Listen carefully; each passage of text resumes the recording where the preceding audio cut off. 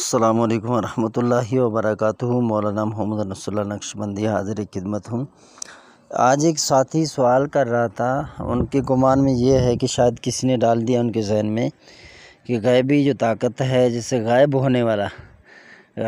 والا جو منتر تنتر وغیرہ جو بھی ہیں چیزیں، تو انہوں نے سمجھا شاید یہ ٹرانسفر کی جاتی ہیں، تو ان کو طلب تھی، وہ ان کو چاہیے تھا۔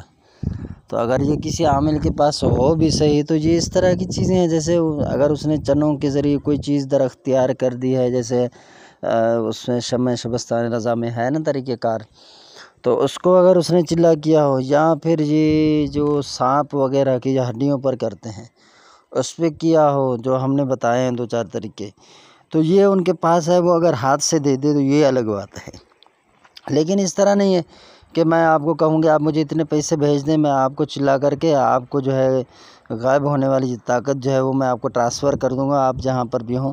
تو یہ فراڈ اور دھوکہ ہے، اور اس طرح کا کوئی تصور نہیں ہے عملیات کی دنیا میں۔